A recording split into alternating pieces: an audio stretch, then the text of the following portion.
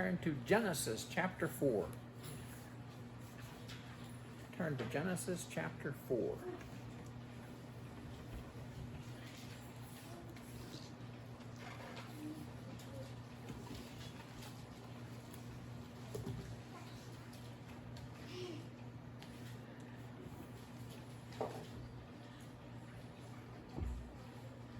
Genesis chapter 4. This is an old story, but it's been a long time since I read it.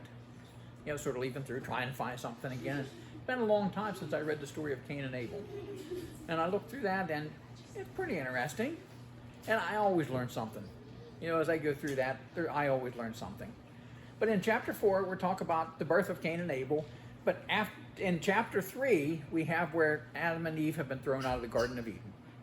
You know, they had it so perfect in there and all that, but then sin has entered to the world, and so they are thrown out. So now, then God tells Adam in chapter 3, verse 19, it says, "In the sweat of your face you shall eat bread, till you return to the ground, for out of it you were taken, for dust you are, and to dust you shall return." The original plan was that we'd live forever in the Garden of Eden because we had God there, we had the tree of life, and we also had the tree of knowledge. Because Adam and Eve ate from this tree, they were thrown out of the garden so that they didn't live forever in their sin. But now that they have that, now Adam has to work for his food. Before, I assume, you know, in the garden, I assume that was his job, was to till the ground, you know. And so I think he probably tilled the ground, he worked it up. He made his rows, he planted his seed.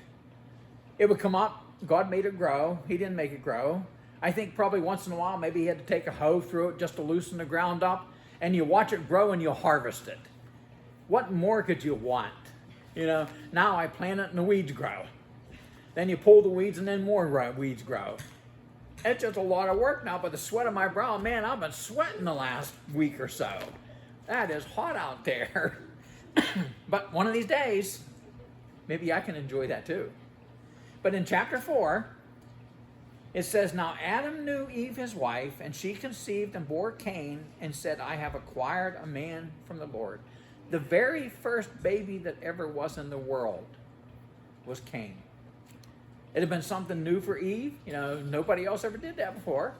And so she had no clue what was going on. Could you imagine the fear, the excitement, and what have you for something so unknown as this? And she sees this baby and she's excited and she says, "I have got a man from the Lord." Every baby is a miracle. You know, including Eve's miracle. Every baby that is born is a miracle God has created. Verse number 2, it says, "Then she bore again, this time his brother Abel." So now they have 2 children. "Now Abel was a keeper of the sheep, but Cain was a tiller of the ground." Both honorable professions. You know, Abel was a shepherd, and Cain was a farmer. You have to have those, you know, if you're going to live, you know, you have to have those in the country that you live in. And so both honorable professions. But in verse number 3, it says, "In the process of time, it came to pass that Cain brought an offering of the fruit of the ground to the Lord." Now, originally, when they were in the Garden of Eden, it seemed that we read that every night God would come and visit Adam and Eve, you know, and they would have a talk and they would visit. But now that sin has entered into the world, things have changed. But yet, I believe the 7th day was considered a Sabbath. The 7th day was considered holy. The seventh day, you were supposed to, I believe, worship God. And I think Adam and Eve still did that. I believe God was still there. I believe God was still there to visit with Adam and Eve, Cain and Abel, you know, the whole family group. It would have changed a little bit. I don't think he was still in the form that he was before. You know, Moses worshiped with God. You know, it was normally sort of in a cloud. And so I think things have changed a little bit, but I still believe and I know that God was still there. I think every Sabbath, whenever they worshiped, God was there. And so it says, in the process of time, you know, Cain brought an offering. He brought an offering of the fruit of the ground. He was a farmer. So he brought what he had. I don't think he brought anything that was junk. I think he brought some of the very best that he raised. And he brought it and he offered it to God. Well, in verse 4, it says, Abel also brought of the firstborn of his flock and of their fat, and the Lord respected Abel and his offering. Abel brought what? He brought a lamb. That's what he was. He was a shepherd. So he brought what he had. But Abel's offering was accepted, but verse 5 says, but God didn't respect Cain and his offering. Now, I've read McGee, he's my favorite commentator, but he's very adamant about it. He says that he didn't accept Cain's offering because it was not a blood sacrifice. Well, I don't know. And there was other commentaries. I read other commentaries of that. But then the one had this verse in here, this paragraph. So let me read this one.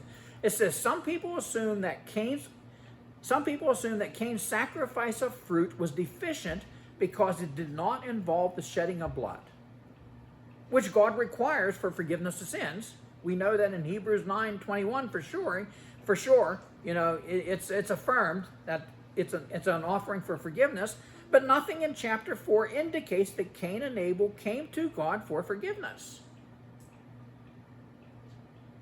Their sacrifices were acts of worship. In the later sacrificial system of Israel, God blessed the presentation of grain offerings alongside the sacrifice of animals. Whenever they celebrated the fall harvest, they brought the grain and they offered that. In the spring wheat, barley time, they would bring that and they would offer that. And so a farmer presented a portion of his produce just as a herdsman presented a sample of his flock. Cain's sacrifice was deficient because Cain did not do well. That's what God says. Cain did not do well. But I don't believe it was because the sacrifice was the fruit of the ground. That's what Cain offered. I think the whole problem lies with Cain's heart. You know how this is. We're supposed to tithe our offerings, right? We're supposed to tithe a portion of what we get. But if we bring that offering to church, we throw that in that offering plate, and we regret it, we begrudge that we had to give to God, you might as well have just stuck it back in your pocket. God doesn't want it. He doesn't need it. I think Cain was kind of that way. He begrudgingly gave God these offerings of his fruit. He didn't feel that he had to do it. He didn't feel he needed to do that. He felt that he had to do that. And so that upset him. And so I believe God was upset with Cain because he wasn't offering this freely and with joy and with happiness. Abel brought his offering sacrifice and he was happy. But yet McGee says it was because it was not a blood sacrifice. And so then he brings us back to, I think it was chapter 3, verse 7, where God made animal skin clothing for Adam and Eve. He said because those animals had to sacrifice their lives to make clothing for them, because the fig leaves just didn't cut it, because they had to make them out of animal skins, it should have been a blood sacrifice. I still don't see it. I don't understand it. But I'm not saying they're wrong. It's not one of these deals where I'm going to argue the fact one way or the other. But I think it's all dealt with the heart. The way Cain did what he did, the way he brought that offering. Well, in verse 5 it says that God did not respect Cain and his offering, and Cain was very angry, and his countenance fell. He was mad. Because, why? Because God really didn't accept his offering because why? Because Cain was upset about even bringing it to him. He should have just kept it. He shouldn't have even offered it if he wasn't joyful to do that. Abel was joyful that God blessed him with so much that he could offer this back to God. And so he accepted Abel's. But Cain was angry. His countenance fell. He was jealous because Abel's sacrifice was accepted. Verse 6, so the Lord said to Cain, why are you angry? You see, I'm assuming on the Sabbath, which was the day that they were to worship, that the family came together probably as a unit to worship God, and I believe God was there. I do. I believe God was there. Because now God asked Cain, why are you angry? And so there was a closeness here. God actually conversed and talked with them, which I think is wonderful and it is great. That's the way it should have been. But he says, why? Verse 7, it says, if you do well, will you not be accepted? That was the problem. He says, if you do well, if you are blessed by what I have done for you, then bring the very best that you have and be happy and glad that I have blessed you. But, he says, if you do well, will you not be accepted? And if you do not do well, sin lies at the door. You know, Satan's like that roaring lion that he's just waiting. He's that wolf clothed in sheep clothing. He is waiting for each and every one of it. It wasn't just Cain. It wasn't just Cain. He is after anybody and everybody. If we are doing what God wants us to do, Satan is there waiting for us. He wants to make us slip up. He wants to attack us. He wants us to make us forget what God did for us. And he says, if you do not do well, sin lies at the door, and its desire is for you, but you should rule over it. With the power of God, we can reject all of Satan's powers. We can reject all of those fiery darts that he throws at us if we are clothed in the armor of God. God tells Cain, you need to protect yourself. Well, in verse 8, it says, now Cain talked with Abel, his brother, and it came to pass when they were in the field that Cain rose up against Abel, his brother, and killed him. This jealousy just led to the very ultimate, and he killed his brother. Very first murder. And it's only how long? I don't know how many years have passed, but the family's only how big? I don't know. It's because Satan was there. Verse 9, it says, then the Lord said to Cain, where is Abel your brother? I believe once again they met on the Sabbath. They were worshiping, and Cain was there, but Abel was not. And God looks over at Cain and he says, where's your brother? He's always here. Where's your brother at? He says, I don't know. Am I my brother's keeper? Well, I don't know. You know, I think the family is small enough that I think probably most likely Cain knew where Abel probably was most of the time. You know, these small family groups like that. You know, whenever Josh turned 18, you know, wanted to be independent. You know, he was his own man now. But I wanted to know where he was, where he went, who he was with, and when he was coming back. And he wasn't happy. But I said, you're living under our roof, you know. It got so bad even that he oiled our door because it squeaked whenever he would open the door to come in. And so he secretly oiled the door so that it wouldn't creak whenever he came in when he wasn't supposed to. But he wasn't happy. But he lived through it, and it was okay. But then years later, whenever we moved to the farm, you know, he got married, they built their house down there, and we would still try to tell people where we were, when we were gone, when we expected to be home. That was just common courtesy. And so the one day, I don't know, we went to church and we changed our plans or something. I don't remember what we did, but we didn't go home. We went somewhere else. But whenever we got home that night, Josh called up. He said, where are you? You know, and at one time he was so upset because I wanted to know where he was. Now he wanted to know where I was.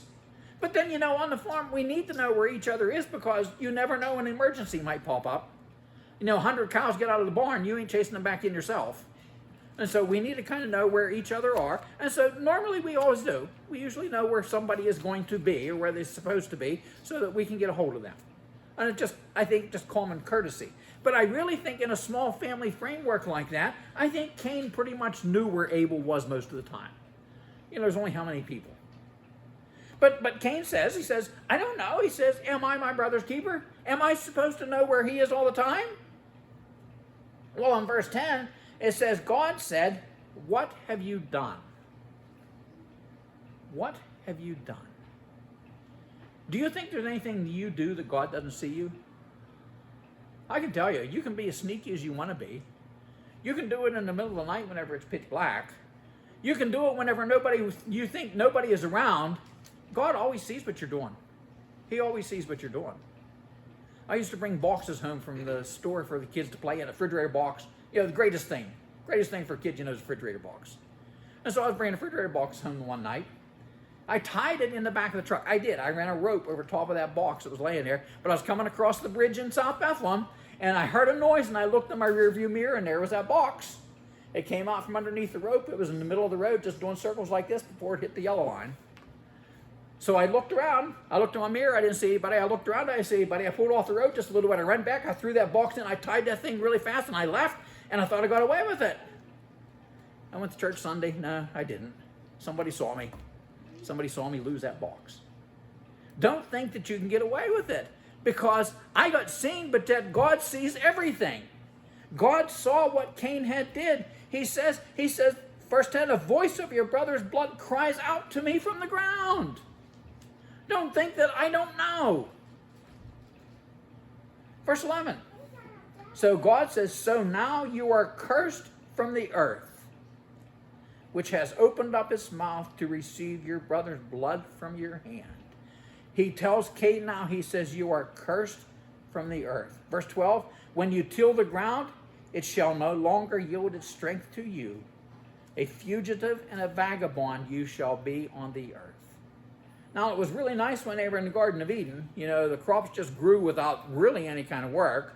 Now, Adam has to grow crops by the sweat of his brow.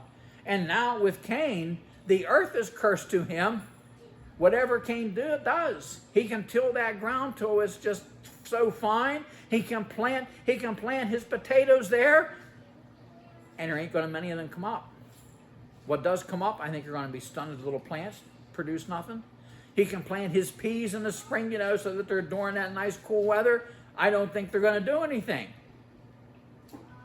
I picked peas this past week. Well, in fact, I pulled them out. It was the third picking. I pulled them out. There wasn't enough left. But I pulled my peas out, and I told her, I said, there's nothing I don't like better than fresh peas just out of the garden and new potatoes. Well, I had planted a row of early Pontiac potatoes. It was on purpose. Sometimes they'll come on a little earlier. So I went over and I pulled out 3 stalks, and I found potatoes, a couple that big. Most of them were like that. But those potatoes that are that small like that and that new in the spring, you cook them with the skin. You don't really have to chew the skins. It practically melts in your mouth. Those peas are so sweet and so sugary sweet, and you put a little white sauce over top of that, and there's nothing better. You can't have anything better than fresh peas and new potatoes like that, and it's so wonderful. Cain's not going to experience that anymore. Cain's going to plant the stuff, but it ain't going to do anything. He isn't going to experience any more potatoes and peas fresh like that growing, because the ground is not going to produce. He's going to be a fugitive and a vagabond. I believe Cain is going to have to be constantly on the move, looking for wild things to harvest. He might find some wild potatoes somewhere that just happen to grow. He might find maybe a little patch of wild peas somewhere, maybe, if he's lucky. The stuff that he plants is not going to grow. He's going to be a fugitive and a vagabond trying to find enough food to supply them. Because why? Because he murdered his brother. Well, in verse 13 it says, and Cain said to the Lord, my punishment is greater than I can bear.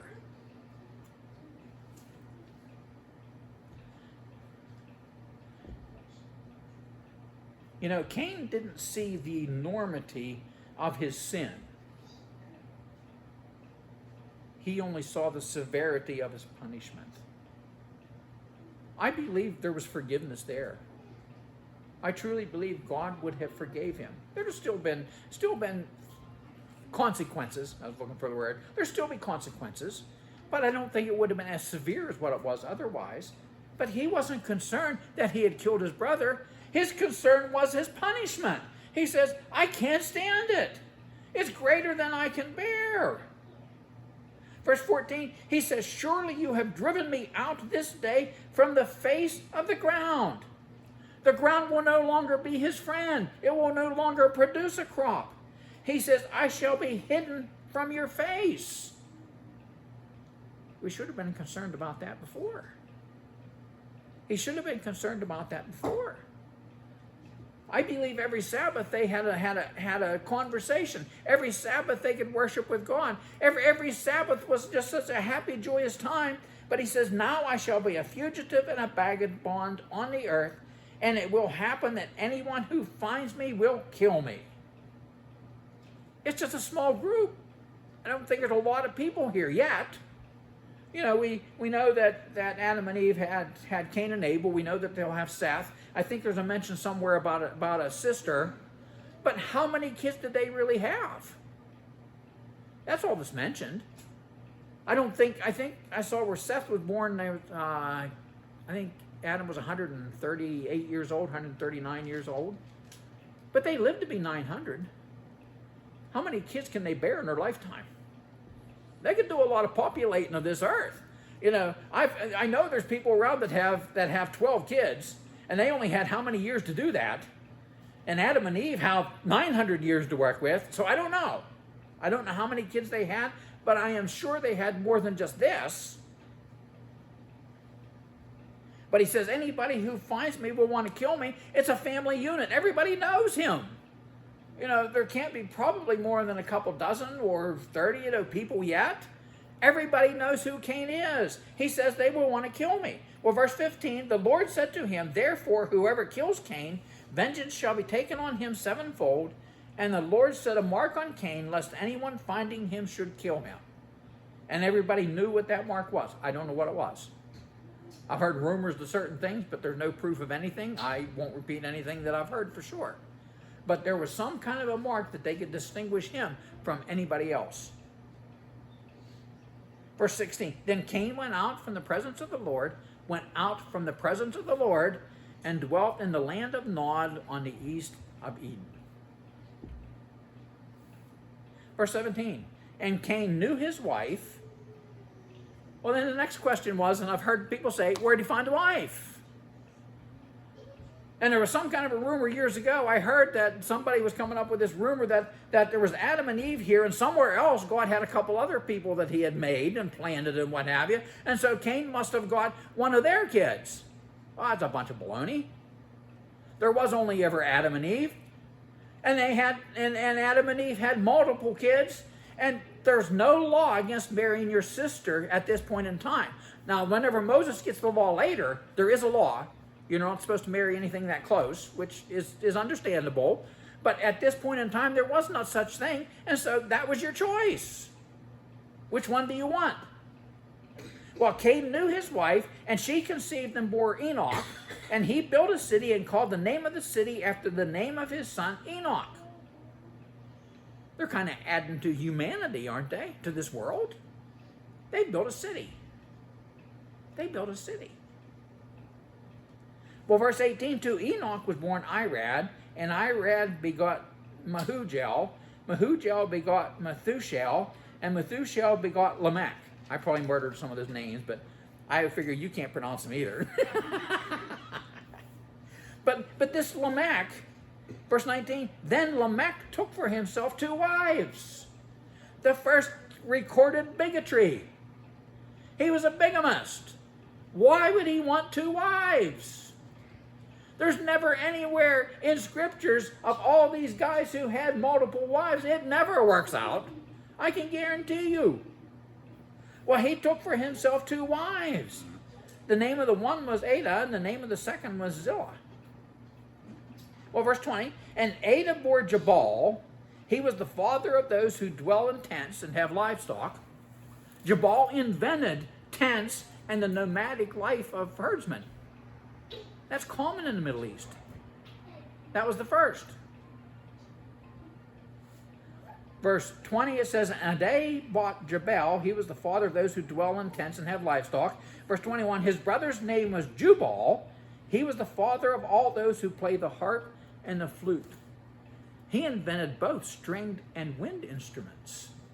So now they have music. Now the world has music. The world has tent. The world has the tents.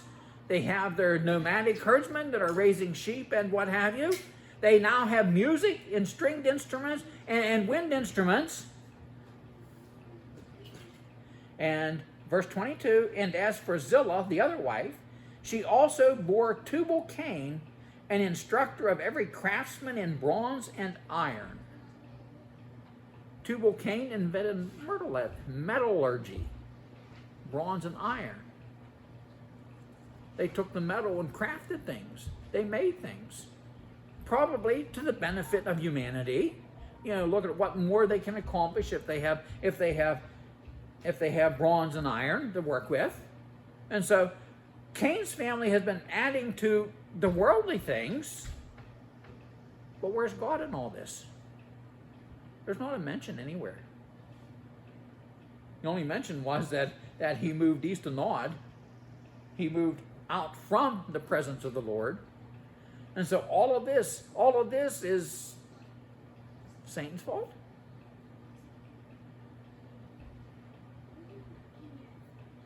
The end of verse 22 says, and the sister of Tubal-Cain was Naamah. I don't have a clue why that's stuck in there, but it is. Then we come to Lamech. We're going to talk about Lamech. Verse 23, then Lamech said to his wives, remember he has two, Ada and Zillah, hear my voice, wives of Lamech, listen to my speech. He goes to his wives and he says, listen to what I have to tell you. He says, I have killed a man for wounding me, even a young man for hurting me. He killed someone. He's claiming self-defense. He's claiming self-defense. Where's God in all this? Where's God in all of this? He figures, Lamech figures he's important. Verse 24, if Cain shall be avenged sevenfold. Remember, if anybody killed Cain, they were going to be avenged sevenfold, you know, with all these terrible things. Lamech says, for me, he said it would be 77-fold. He'd better. He had a reason. He had an excuse. Do you think that really makes any difference? Do you think God really saw what he did anyhow? But where's God in all of this? Cain's family wasn't godly. Verse 25. And Adam knew his wife again, and she bore a son and named him Seth. For God has appointed another seed for me instead of Abel, whom Cain killed. And as for Seth, to him also a son was born, and he named him Enosh. Then men began to call on the name of the Lord. With the birth of Seth, all of a sudden, there was worship again. I think Adam and Eve probably always did. I don't think they probably changed. But now, all of a sudden, we have a family again, worshiping God, communing with God, I think talking with God, the way it should have been. So then the rest of history comes up through, you know, we're all come from Seth and what have you. But these old stories, you know, I've read that before. It's been quite a while. I always learn something. I'm kind of strange, I guess. You know, I have these questions, you know. As I read through this, I think, well, what about this? What about that? And I'm sorry, but my mind just works in strange ways. But I always learn something, I think. Maybe it's not right. I don't know. But I always enjoy it. I enjoy reading these old stories for something new that I can learn. As long as we're always learning something new, I think God has a lot for us.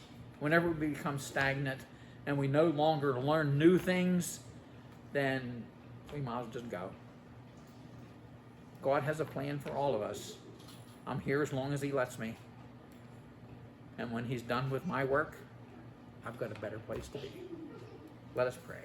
Lord, I do truly thank you, Lord, for all that you have done for us. We thank you for these wonderful stories that we have here. Help us, Lord, to understand.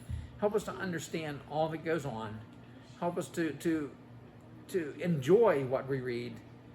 And we do thank you for all that you do for us. We give you the praise in Jesus' name. Amen.